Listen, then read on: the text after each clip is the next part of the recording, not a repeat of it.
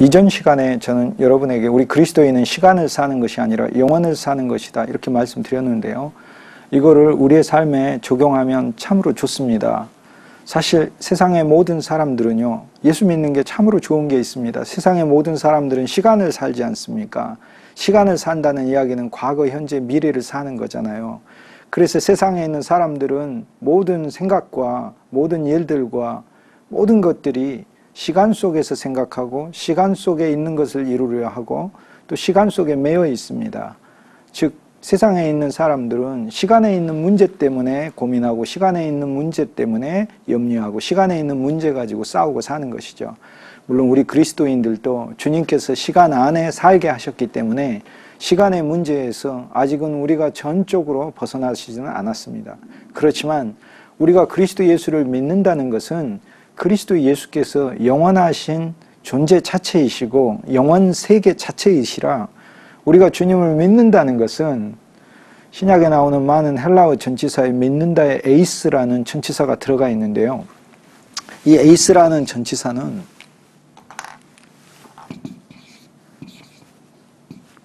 안으로라는 뜻이죠. 안으로. 근데 이 단어는 사실 우리 믿음에 있어서 참으로 중요한 단어입니다. 우리가 그리스도 예수를 믿는데 단순히 외적으로 두는 것만 말하는 것이 아니라 그리스도 안으로 더 들어가는 것을 이야기하는 거죠. 그분 안에 더 들어가면 들어갈수록 측량할 수 없는 그분의 풍성이 정말로 실제로 있습니다. 우리 그리스도인들은 이 복과 이 기업을 사모하고 사는 것이죠. 그래서 우리는 영원 안에 살기 때문에 시간 안에 살지만 시간의 문제로 사실 염려하지 않는 것이 그리스도인이죠. 시간의 문제, 그러니까 과거의 문제로 괴로워하는 것도 아니고 그 바울은 잊으라고 하지 않습니까? 옛 것을 잊고. 그리스도인은 옛날 것에서 좋은 것도 사실 잊어야 합니다. 왜냐하면 주님은 오늘 현재에도 늘 좋은 것을 주시고 미래에도 늘 좋은 것을 주시는 주님이기 때문에 그렇죠. 그리고 그리스도인은 현재의 문제에 매여서 사는 것도 아니고 미래에 대해 염려하는 것도 아닙니다. 오늘날에 그리스도의 복음을 잘못 오용하는 사람들이 미래의 우리의 시간 속에 무슨 일들이 일어난다고 하는 것을 예언으로 이야기하는데요. 초대교회는 그런 것을 예언으로 보지도 않았고 종교개혁자들도 우리의 개신교회는 그러한 예언을 말하지 않았습니다. 성경이 말하는 예언은 하나님의 거룩하신 말씀이신 그리스도에 대해 말하는 것이 진짜 예언입니다. 오늘날 우리 성도들은 관심이 시간의 미래에 대해서만 관심이 있지만 영원 자체이신 그리스도 안에서 산다는 것은 그건 참으로 놀라운 축복이고 그리스도께서 우리를 영원 세계에 옮겨놨으니까 우리가 영원을 산다는 그 문제에 있어서는 시간의 문제로 염려할 것이 없다. 이것이 사실 우리에게 복음의 중요한 면이죠. 자, 그렇다면 시간 속에서 일어나는 이 실제 상황에 있어서 우리는 정말로 주님께서 우리의 과거와 현재와 미래를 영원 차원에서 직접 다 투시하고 계시고 보고 계시고 우리가 태어나는 순간부터 죽는 순간까지 전체를 다 보고 계시잖아요. 그분에게는 모든 것이 영원한 현재로서 보고 계시기 때문에 사실 우리의 삶에 있어서 염려할 바가 전혀 아닙니다. 오늘의 고난도 고난이 아니고요. 오늘의 어려움도 어려움이 아닙니다. 또 서로 오늘 우리가 물질적인 어떤 풍요나 명예나 부를 누린다고 해서 그것도 실제도 아닙니다. 그런 것들 때문에 너무 좋아하는 것도 신앙이 아니고요. 그런 것들이 없다고 해서 절망하는 것도 기독교 신앙이 아닙니다. 저는 가끔 그런 얘기 듣습니다. 우리가 예수를 믿는 것은 가끔 이야기할 때 우리가 예수님을 믿어 세상에서 고난과 어려움을 당하는 사람들에게 소망을 줘서 예수님 안에서 용기와 담대함을 얻게 하자. 그래서 복음을 전하지. 이런 얘기들을 가끔 듣는데요. 좋은 얘기 같지만은 엄밀히 이야기하면 이것은 예수 그리스도를 믿는 복음의 본질은 아닙니다. 우리가 예수를 믿는다는 것은 세상에서 어려움과 고난 가운데서 용기와 담대함을 가진다는 그 이상이에요. 우리는 그리스도 예수 안에서 이미 죽었고 그리스도 예수 안에서 이미 살아서 세상 자체에 대해서 갈라디아서 6장 14절에 내가 세상에 대하여 죽었고 세상도 나에 대하여 죽어서 주님이 이중으로 처리를 해버리셨기 때문에 사실 우리는 시간을 살지 않는 것이고 영원을 사는 것이고 시간의 문제에 대해서 염려하지 않는 거예요. 그래서 사실 우리가 예수 믿어서 어떤 사람을 전도해내는 것은요. 그 사람이 생활 가운데 어려움이 있으면은 염려하는 것에서 벗어나서 용기와 갖고 희망을 갖고 산다. 그런 차원이 아니라 아예 그 사람의 삶에는 참으로 그리스도 자체가 언제나 현재로서 영원한 소망과 영원한 평강과 영원한 기쁨 자체가 되셔서 사실 어떠한 어려움으로 그 사람에게 다가오지 않는 것이고, 어떠한 고난도 고난으로 다가오지 않는 것이고, 어떠한 환경에서도 그리스도 예수의 풍성을 누리고 사는 말할 수 없는 비밀의 세계로 그 사람들을 초대하고 옮겨놓는 것이죠. 이것이 기독교 신앙의 사실 본질입니다. 그래서 저는 영원에 산다는 이것을 저한테 적용을 많이 합니다. 실제 삶에서 우리 어려움을 많이 당하고 많이 고통받는 우리 믿음의 형제들을 많이 보죠. 가족들, 친지들, 이웃들, 수많은 동료들 가운데 보지 않습니까?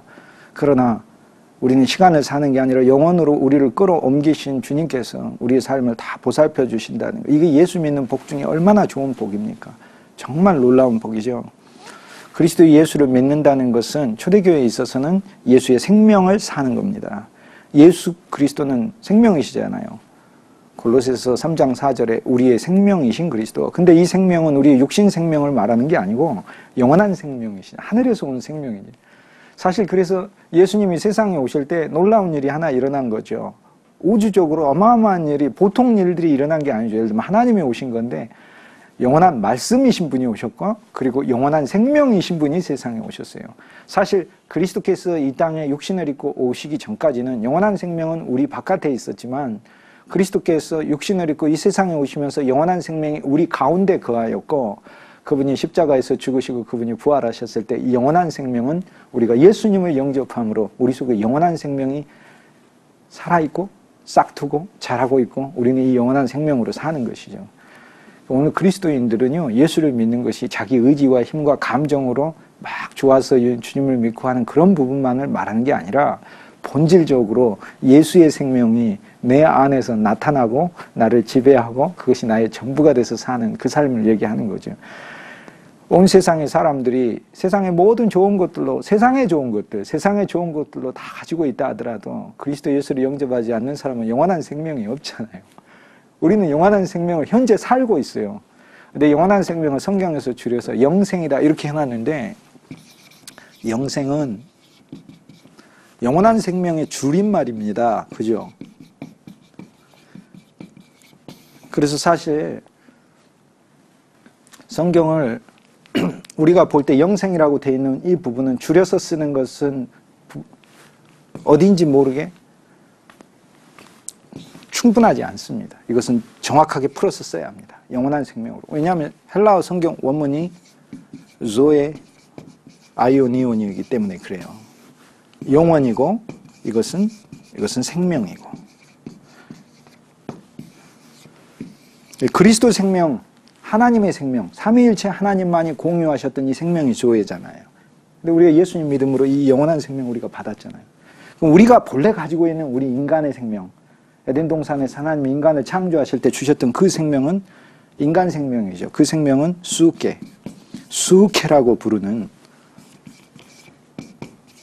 생명이죠. 그건 모든 사람이 다 가지고 있어요. 예수 믿거나 안 믿거나. 그러나 그리스도 예수는 영원하신 생명이다. 사실 그리스도 예수께서 이 땅에 오신 것은 요한복음 10장 10절과 11절에 전체 핵심이 들어있지 않습니까? 우리가 요한복음 잘 외우는 3장 16절에도 하나님이 세상을 이처럼 사랑하사 독생자를 주셨으니 이는 저를 믿는 자마다 멸망치 않고 영원한 생명을 얻게 하려 하심이라. 영생을 얻게. 근데 영원한 생명은 나중에 얻는 게 아니에요. 아들을 믿는 자는 생명을 얻었고, 생명을 이미 받았어요. 우리는 영원한 생명을 이미 받았어요. 그래서 그리스도인들이 이 영원한 생명이 내 안에 있다는 사실을 알고 살 때는 참으로 기쁜 거예요. 그리고 이 생명이 넘쳐야 하는 거죠. 이 생명은 말 그대로 사망의 반대말이 생명이죠. 그래서 사망을 이기는 생명입니다. 사실 그러므로 환경이 아무리 어려워도요, 이 환경은 나에게 절대 사망을 줄 수가 없어요. 그것이 예수 믿는 자의 복입니다. 제가 좋아하는 믿음의 사람들의 많은 뛰어난 개인적으로 뛰어난 게 아니라 주님의 생명이 충만해서 한 그 많은 설교들 중에서 무디의 설교 일부분 참 좋아하는 설교 그 부분이 있어요.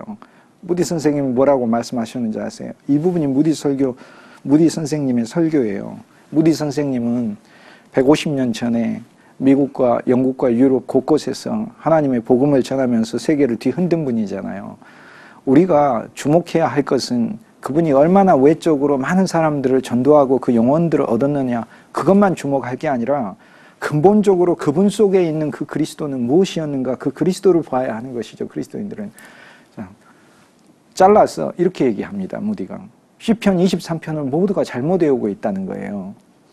시편 23편을 왜 잘못 외우고 있는? 시편 23편에 보면은 여호와는 나의 목자시니 내게 부족함이 없으리 그가 나를 푸른 초장에 누이시며 쉴 만한 물가로 인도하시는도다. 그런데 후반부에 보면 내가 사망의 음침한 골짜기를 다닐지라도 해를 두려워하지 않을 것은 주께서 나와. 근데 그 음침함이라는 그 단어가 그림자라는 단어예요. 그런데 우리가 음침한이라는 말을 할 때 어딘지 모르게 우리가 소스라치는 듯한 느낌, 어딘지 모르게 위축되는 느낌이 들잖아요. 근데 무디 선생님이 뭐라고 이야기하냐면 그 음침한, 그 성경 단어가 이야기하는 그 음침함, 그것은 그림자의, 즉 어두운이라는 뜻인데 사망을 말하는 게 아니라 그림자의 골짜기를 다닐지라도, 그 얘기예요. 그건 무슨 얘기냐? 그림자가 있다는 건 빛이 있다는 것이죠. 빛이 아예 없으면 그림자가 있을 수가 없습니다. 여러분 전등이 꺼진 여러분의 창고에 한번 들어가 보세요. 그림자가 있나? 그림자가 있다는 건 빛이 있다는 거. 그래서 사실 다윗이 시편 23편에서 그가 걸어가는 그 골짜기는 사망의 골짜기를 말하는 게 아니라 여호와의 빛이 비치고 있는 골짜기라는, 그러므로 그리스도인에게 진정한 사망은 없습니다. 이렇게 얘기를 하는 거예요. 맞습니다. 그리스도인에게 진정한 사망 없습니다. 어떤 환경도 우리를 절대 사망으로 끌고 못 갑니다. 내 육신 생명을 잃는 환경에서도. 이제 초대교회 성도들이 왜 순교하는지 우리는 그 비밀을 이제 알 수 있습니다. 그들 속에 영원한 생명이 있었고 그 영원한 생명을 이미 살고 있기 때문에 그렇습니다. 오직 복음, 오직 믿음, CTS